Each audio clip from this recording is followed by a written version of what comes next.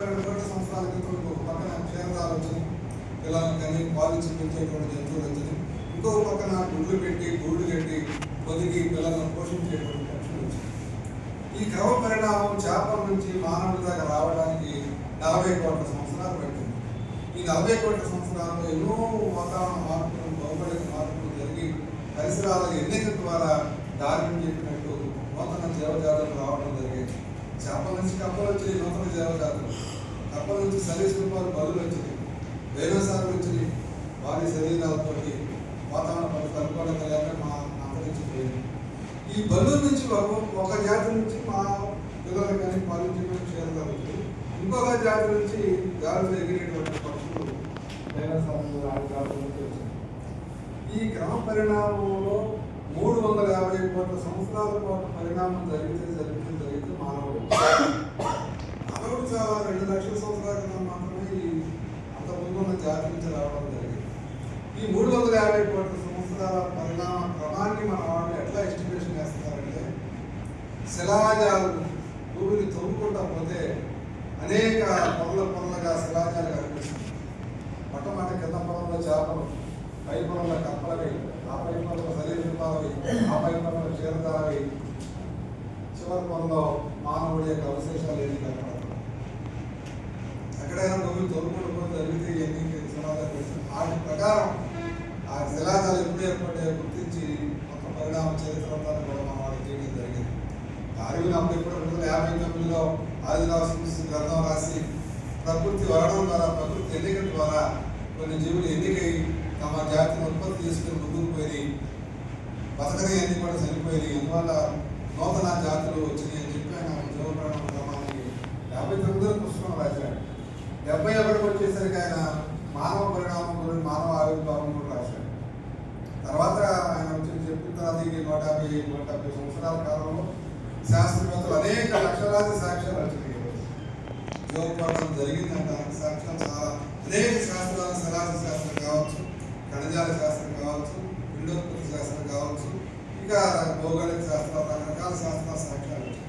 అందువల్లనే ఆయన వచ్చే డార్విన్ అమెరికన్ శాస్త్రవేత్త ఆయన క్లియర్గా ప్రకటించాడు, డార్విన్ సిద్ధాంతం జీవ పరిణామం అనేది ఈరోజు సిద్ధాంతం కాదు, ఈరోజు వాస్తవం అని చెప్పి ఆయన పుస్తకం రాసి జీవ పరిణామం ఈరోజు సిద్ధాంతం అంటే ఇది రుజువు కాలేదని మన వాళ్ళు వాదన చేస్తున్నారు. సిద్ధాంతం కాదు, ఈ రోజు రుజువు అయిపోయి వాస్తవం. ఎందుకు వాస్తవం అంటే ఎన్నో శాస్త్ర శాఖల నుంచి సాక్ష్యాలు తోటి ఈరోజు జీవపడడం జరిగిందని కళ్ళకు పెట్టినట్టుగా చూసినట్టుగా మనకి కనపడతాము అనేక శాస్త్రాల నుంచి. కాబట్టి ఈరోజు జీవ పరిణామం జరగలేదనడానికి ఆధారాలు, జరిగిందనడానికి ఆధారాలు ఉన్నాయి. లింగ జీవులు లేవు, లింగ జీవులు ఏమంటారు అంటే లింగ జీవులు కొన్ని వచ్చి కొన్ని ఎదుగుతున్నారు. మానవ చరిత్ర ఇంతతో ముగిసేది కాదు. శాస్త్రవేత్తల అంచనాల ప్రకారం మనిషి ఎన్ని సంవత్సరాల పాటు మనిషి రూపంలో ఉన్నాడంటే 5 లక్షల సంవత్సరాలు. ఇప్పుడు 2 లక్షల సంవత్సరాలు గడిచిపోయింది. ఇంకా మానవుడికి భవిష్యత్తు 3 లక్షల సంవత్సరాలు ఉంటాయి. 3 లక్షల సంవత్సరాల తర్వాత ఏమవుతాడంటే, మానవుడు అంతకు ముందున్న జీవి నుంచి, జాతి నుంచి మారి కొత్తగా మానవుడు వచ్చాడు కదా, ఈ మానవుడి నుంచి ఇంకో జాతి, ఇంకా రాబోయే 3 లక్షల సంవత్సరాల్లో ఇంకో జాతి. అప్పుడు దాకా మన అణు యుద్ధాలు జరగకుండా, యుద్ధాలు జరిగి మానవ జాతి నాశనం కాకుండా ఉంటే, మానవుడు తెలివితేటలు ప్రదర్శిస్తే, పరిసరాలను కాపాడుకుంటే, ఎవల్యూషన్ కంట్రోల్ చేయగలిగితే, ఆరోగ్యంగా ఉండగలిగితే, మరి ఇంకా 3 లక్షల సంవత్సరాల భవిష్యత్తు. 2 లక్షల సంవత్సరాలు ఈ డెవలప్మెంట్ చేశాము, ఈ స్థాయికి వచ్చాము. రాబోయే 3 లక్షల సంవత్సరాల పాటు మానవాళి పెరిగి, నాలెడ్జ్ పెరిగి, టెక్నాలజీ పెరిగి, లైఫ్ స్టైల్ పెరిగి, ఫిలాసఫీ పెరిగి, ఉన్నత స్థాయికి వెళ్తే ఇంకా ఉన్నత స్థాయి సమాజాన్ని నిర్మించుకునే అవకాశం మనిషికి ఉంది. కానీ గత 10,000 సంవత్సరాల క్రితం నుంచి వచ్చిన స్థిర నివాసంతో వచ్చినటువంటి ఈ దేవుడు, దేవతలు, రకరకాల దేవతలు, మతాలు, మత పెద్దలు, రకరకాల మతాలు వచ్చేసరికి మనిషికి ఒరిజినాలిటీ పోయింది. మనిషి ఒరిజినాలిటీ ఏంటంటే పరిసరాలను చూసి ప్రశ్నించడం, పరిసరాలను విని ప్రశ్నించడం, పరిసరాలను వాసన చూసి ప్రశ్నించడం, ప్రశ్నించి పరికల్పన చేసుకొని, మనం చేసుకున్న పరికల్పన హైపోథసిస్ కరెక్ట్ కాదు చూసుకోవడం కోసం ప్రయోగాలు చేసి, పరికల్పన ప్రయోగం అంటే పెద్దది ఏదో చెప్పుకోవాల్సిన అవసరం లేదు. ఉప్పు ఉంది, షుగర్ ఉంది, కర్పూరం ఉంది, షుగర్ 2 చోట్ల చేస్తే మేము చూస్తాం, ఏది బరకబరగా ఉండి ఏది మెత్తగా ఉండి చూస్తాం. అంతగా అనుమానం వస్తే నోట్లు వేస్తాం, నేలకి ద్వారా దుప్పిది కనుక్కోవడం అని చెప్పేస్తాం. అది ప్రయోగమే, అది ఆదిమానవుడు కానీ చేస్తున్న ప్రయోగాలు. కాబట్టి పరిసరాలను చూసి ప్రశ్నించి పరికల్పన చేసుకొని అనుకున్నది తప్ప తీసుకోవడం కోసం చిన్న ప్రయోగమైన చేసి ఆ ప్రయోగ ఫలితాలను విశ్లేషించి అప్లై చేసి ప్రకృతి వాస్తవాన్ని పరిసరాల వాస్తవాన్ని సత్యాన్ని తెలుసుకోవడం మనిషి యొక్క స్వాభావిక లక్షణం. లేదా మన స్కూళ్ళలో పోయి కాలేజీలో పోయి చదువుకుంటుంది కాదు. 2 లక్షల సంవత్సరాలుగా మానవుడు ఎదురు చేశాడు, కాకపోతే ఇప్పుడు ఉన్నత స్థాయిలో చేస్తుంది, నాలెడ్జ్ పెరిగింది.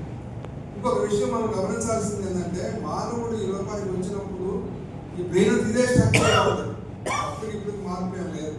ఈ 2 లక్షల సంవత్సరాలు బ్రెయిన్ స్ట్రక్చర్లో మార్పు ఏం రాదు. అప్పుడు ఆలోచించగలిగాడు కానీ భాష లేదు. అప్పుడు నాలెడ్జ్ సేకరించగలిగాడు, జంతువులు సేకరించినట్టు మానవుడు సేకరించాడు.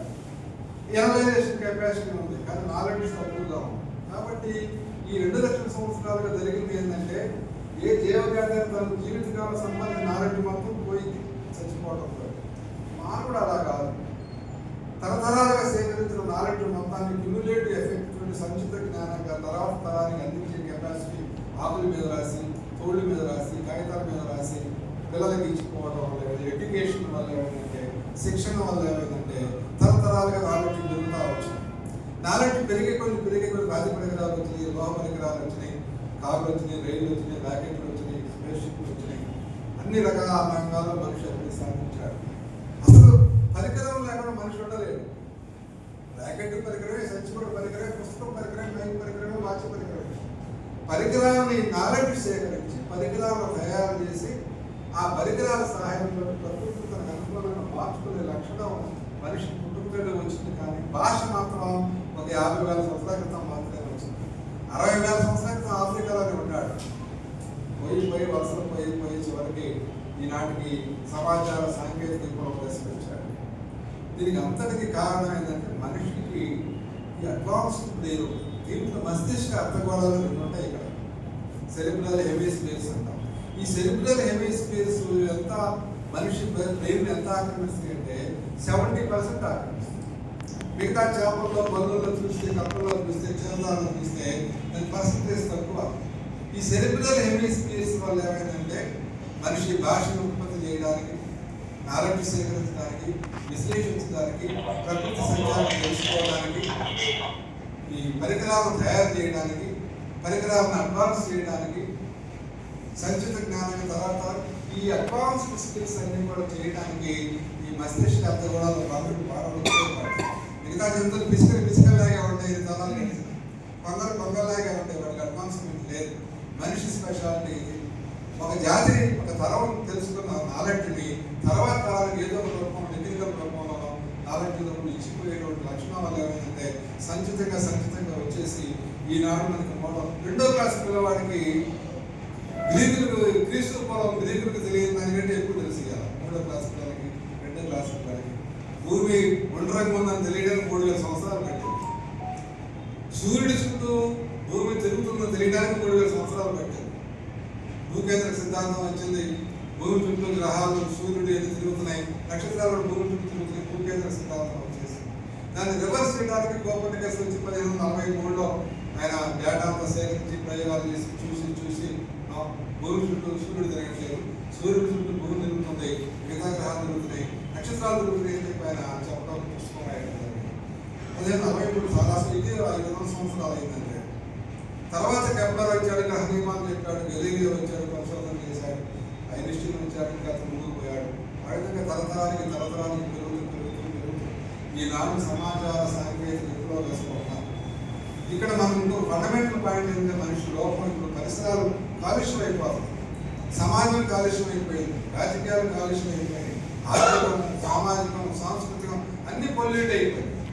ఈ పొల్యూషన్ మొత్తానికి కారణం ఏంటంటే, సైన్స్ నుంచి టెక్నాలజీ పుడుతుంది. సైన్స్ లేకుండా టెక్నాలజీ లేదు. రాజ్య పరికరం తయారు చేయాలంటే కొంత నాలెడ్జ్ అవసరం, కొంత సైన్స్ అవసరం. టెక్నాలజీని ఏమో దుర్వినియోగం చేస్తున్నారు, బాగా వాడుకొని దుర్వినియోగం చేస్తున్నారు మనిషి స్వార్థంతో కానీ దాంతో కానీ. సైన్స్ ఇచ్చేటువంటి జీవన తత్వాన్ని మాత్రం ఆమోదించాలి. మన జీవన విధానం ఎట్లా ఉండాలని దాన్ని మర్చిపోయి టెక్నాలజీ ఒకటి తీసుకొని బళ్ళు ఎక్కడం, హోండాలు ఎక్కడం, రాకెట్లు ఎక్కడం, విమానాలు ఎక్కడం, లేదా ఫ్యాక్టరీలు పెట్టి బిల్డింగ్ చేయడం, ఏదో ఒకటి చేస్తున్నాడే కానీ లైఫ్ స్టైల్ మార్చుకోవాలి. ముందే వచ్చింది టెక్నాలజీ రాకపోతే దేవుళ్ళు వచ్చారు, సైన్స్ డెవలప్ కాకముందే దేవతలు వచ్చారు, వాళ్ళు ఆక్రమించేశారు. మధ్యకాలంతా కూడా అంధకారమే. అంధకాలంలో మతాన్ని పెంచి వాస్తవం చేస్తే ఇది ఎవరు మన మతానికి వ్యతిరేకంగా చదువుతున్నాడు, మన బైబిల్కి, మన కులానికి, మన వేదాలకు వ్యతిరేకంగా చదువుతున్నాడని వాటిని దాడి చేయడం జరిగింది. అంధకారం యుగం వచ్చేసింది. అంధకార యుగం నుంచి బయటపడడానికి యూరోప్ అంతా విప్లవ దశలకు పోవాల్సి వచ్చింది. కోపర్నికస్ కానించి, అంతకుముందు రోజుల బేకర్ కానించి, కోపర్నికస్ కానించి, గెలీలీ కానించి, డార్విన్ దాకా, ఐన్స్టీన్ దాకా, తర్వాత ఎంతమంది ఫిలాసఫర్స్ రావడం. అందువల్ల ఈ మోడర్న్ సొసైటీ ఈ బేస్ ఏంటంటే మోడర్న్ నాలెడ్జ్. మోడర్న్ నాలెడ్జ్ నుంచి రెండు వస్తాయి. ఒకవైపు టెక్నాలజీ వస్తుంది, ఇంకొక జీవన విధానం, జీవన తత్వం వస్తుంది. జీవన తత్వంలో ఏముంటుందంటే మనం చూసి పరిశీలించి వాస్తవాల ఆధారంగా నిర్ణయాలు తీసుకోవాలి. నిత్య జీవితం ఉదయం నిద్ర చేసిన దగ్గర సాయంత్రం దాకా వాస్తవాల ఆధారంగా నిర్ణయాలు తీసుకోవాలంటే నాలెడ్జ్ సేకరించాలి, వాస్తవాలు సేకరించాలి. దాని ఆధారంగా ప్రతి మనిషి, ప్రతి వ్యక్తి, తండ్రి కావచ్చు, కొడుకు కావచ్చు, భార్య కావచ్చు, కోడలు కావచ్చు, వాస్తవాల ఆధారంగా నిర్ణయాలు తీసుకోవాలి. తండ్రి చెప్పాడైనా రైట్ కావడానికి లేదు, తాత చెప్పాడైనా రైట్ కావడానికి లేదు. వాళ్ళు తెలుసో తెలియక చెప్పారు. ఎప్పటికప్పుడు ప్రతి తరం పూర్వులు ఇచ్చిన తప్ప ఒప్ప తెలుసుకోవాలి. పోయి ఈ మతాలు ఆవహించిన తర్వాత, అంధకారం వచ్చిన తర్వాత విశ్వాసాలు ఎప్పటికీ దేవుడు ఉన్నాడు. ఈ చరాచర ప్రపంచం మొత్తాన్ని దేవుడే నడిపిస్తున్నాడు. మన జీవనం ఎలా సాగాలని ఆయన నిర్ణయిస్తున్నాడు. ఆయనే విధిని రాస్తున్నాడు. దాని ప్రకారం జరిగిపోతున్నటువంటి మత విశ్వాసాలు పడిపోవటం ఏంటంటే వదిలినాటి దెబ్బతంది.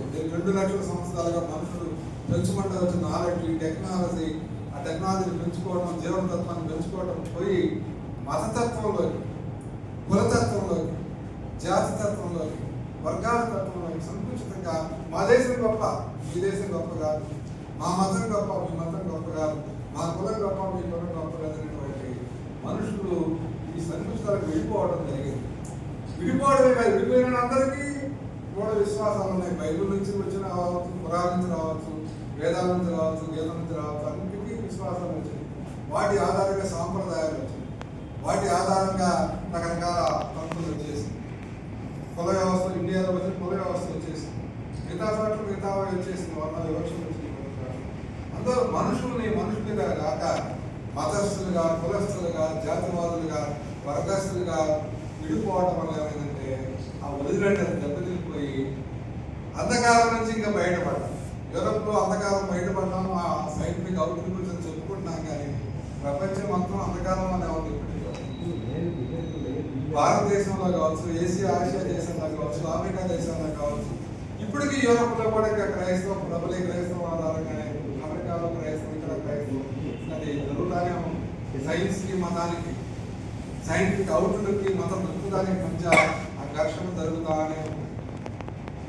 హ్యూమనిజం వచ్చి ఎంతో కాలం కాల 100 సంవత్సరాలు 1933లో ఫస్ట్ హ్యూమనిస్ట్ ప్రణాళిక వచ్చింది అమెరికాలో.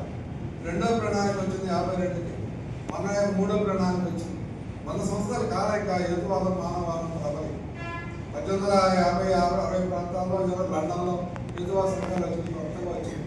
మతంతో పనిలేదు, దేనితో పనిలేదు అని చెప్పే సంఘాలు చాలా లేటెస్ట్, చాలా మైనారిటీ చాలా లేటెస్ట్గా వచ్చాయి. కాబట్టి ఇలా మన ఫిలాసఫీ ఏంటంటే ఫిజికల్ రియలిజం అని చెప్తున్నాం. మనిషి ఎట్లా అభివృద్ధి సాధించాలంటే మతాల నుంచి, కులాల నుంచి, జాతుల నుంచి, వర్గాల నుంచి, పార్టీల నుంచి, సంకుచిత సమూహాల నుంచి బయటపడి వ్యక్తులుగా మనుషులు నాలెడ్జ్ సేకరించాలి, వ్యక్తులుగా ఆలోచించాలి, స్వతంత్రంగా ఆలోచించాలనే దశ రావడం.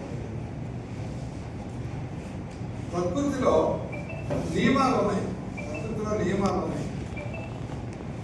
ఆ నియమం బద్ధంగానే దొరుకుతుంది ప్రకృతి అంతా కూడా. వర్షం పడ్డా నియమబద్ధమే, పిడుగులు పడ్డా నియమబద్ధమే, భూకంపాలు వచ్చిన నియమబద్ధమే, ఏది జరిగినా కూడా నియమబద్ధమే.